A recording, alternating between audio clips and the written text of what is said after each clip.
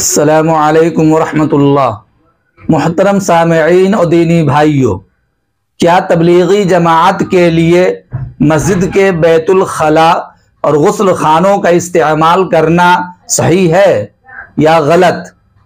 मैं हूं आपका दोस्त MAD कासमी और आप देख रहे हैं ask MAD Qasmi YouTube channel. इस वक्त एक मसला मौजूए बहस बना हुआ है, वो ये कि तबलीगी जमात के साथियों के लिए मस्जिद के बैतुल खला और गुस्ल खाने का इस्तेमाल करना कैसा है। दरअसल एक जगह मस्जिद के बैतुल खला और गुस्ल खाने सिर्फ तबलीगी जमात के अहबाब के इस्तेमाल की नीयत से बनाए गए हैं। अब उनके इस्तेमाल का क्या हुक्म है? आया नमाजी और गैर नमाजी दोनों इस्तेमाल कर सकते हैं या सिर्फ नमाजी इस्तेमाल कर सकते हैं कि नमाज के वक्त खोल दिए जाए, या सिर्फ तबलीगी जमात वाले ही इस्तेमाल कर सकते हैं? बड़ा अहम मसला है। आप मुकम्मल तशफ़ी बख्श जवाब सुनने के लिए पूरी वीडियो देखिए और सुनिए और दूसरों को भी शेयर कीजिए। मेरे दीनी भाइयों और दोस्तों, जहां मस्जिद के बैतुल खला और गुस्ल खाने मस्जिद के साथ मुत्तसिल बनाए गए हों, तो जिस तरह मस्जिद में सबके लिए आने की आम इजाजत होती है कि हर कोई उसमें आकर नमाज पढ़ सकता है, इसी तरह मस्जिद के बैतुल खला और गुस्ल खाने में भी मस्जिद आने वाला हर शख्स इस्तेमाल कर सकता है। ताहम जहां इंतजामिया कमेटी ये समझे कि आम लोगों के इस्तेमाल की वजह से मस्जिद के बैतुल खला और गुस्ल खानों की सफाई मुतासिर हो सकती है, तो वो आम लोगों को मस्जिद के बैतुल खला और गुस्ल खानों के इस्तेमाल से मना भी कर सकते हैं। अलबत्ता जहां मस्जिद के बैतुल खला और गुस्ल खाने मस्जिद से अलग बनाए गए हों और बनाने वालों ने एक खास ग्रोह या एक खास मकसद के लिए बनाए हों, मसलन तबलीगी जमात के अहबाब ही के लिए खास तौर पर बनाए हों, तो वहां उनकी इस शर्त की रियायत रखी जाएगी।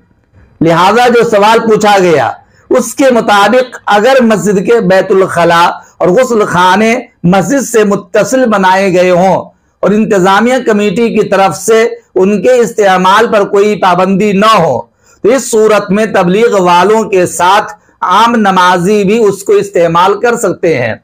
लेकिन जहां मस्जिद के बैतुल खला और गुस्ल खाने मस्जिद से अलग सिर्फ तबलीग वालों के इस्तेमाल की नीयत से बनाए गए हों, तो वहां तबलीग वालों के अलावा किसी और के लिए मस्जिद के बैतुल खला और गुस्ल खानों का इस्तेमाल ठीक नहीं होगा। दारुल इफ्ता दारुल उलूम देवबंद से इसी तरह का सवाल किया गया कि आजकल लोग नमाज के औकात के अलावा बाजारों में मौजूद मसाजिद के बैतुल खला और गुस्ल खानों को इस्तेमाल करते हैं। क्या ऐसा करना जायज है? अगर जायज है तो उसकी सूरत क्या होगी? क्योंकि उनकी सफाई और दूसरे अखराजात मस्जिद के फंड से दिए जाते हैं। तो दारुल उलूम देवबंद के मुफ्तियान किराम ने बहुत अच्छे अंदाज में फतवा दिया कि जो लोग मस्जिद में नमाज, तिलावत कुरान और जिक्र अज़कार इबादत के लिए आए, सिर्फ उनके लिए मस्जिद के बैतुल खला और गुस्ल खानों का इस्तेमाल जायज है। बाकी जो लोग सिर्फ इस्तिंजा या नहाने के मकसद से आते हैं, उनके लिए मस्जिद के बैतुल खला और गुस्ल खाने का इस्तेमाल शरन जायज नहीं। मसलन बाजार में मस्जिद बनी है और वहां बाजार के लोग, दुकानदार लोग आकर के मस्जिद के बैतुल खला और गुस्ल खाने का इस्तेमाल करते हैं। वो मस्जिद में नमाज पढ़ने के लिए नहीं आते, सिर्फ अपनी जरूरियात पूरी करने के लिए आते हैं। तो याद कर लीजिए, ऐसे लोगों के लिए मस्जिद के बैतुल खला और गुस्ल खानों का इस्तेमाल शरन दुरुस्त नहीं।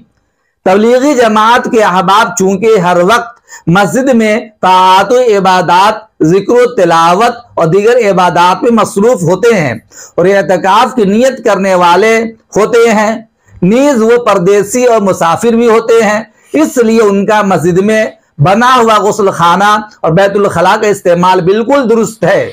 और अगर उन्हीं की नीयत से मस्जिद में या मस्जिद से बाहर गुस्ल खाने और बैतुल खला बनाए गए हों तो उनका इस्तेमाल भी बिल्कुल उनके लिए दुरुस्त है। उम्मीद करता हूं ये मसला अच्छी तरह आपको समझ में आ गया होगा। इस वीडियो को जितना ज्यादा हो सके शेयर कीजिए, लाइक कीजिए और चैनल को जरूर सब्सक्राइब कीजिए। अस्सलामु अलैकुम व रहमतुल्लाह।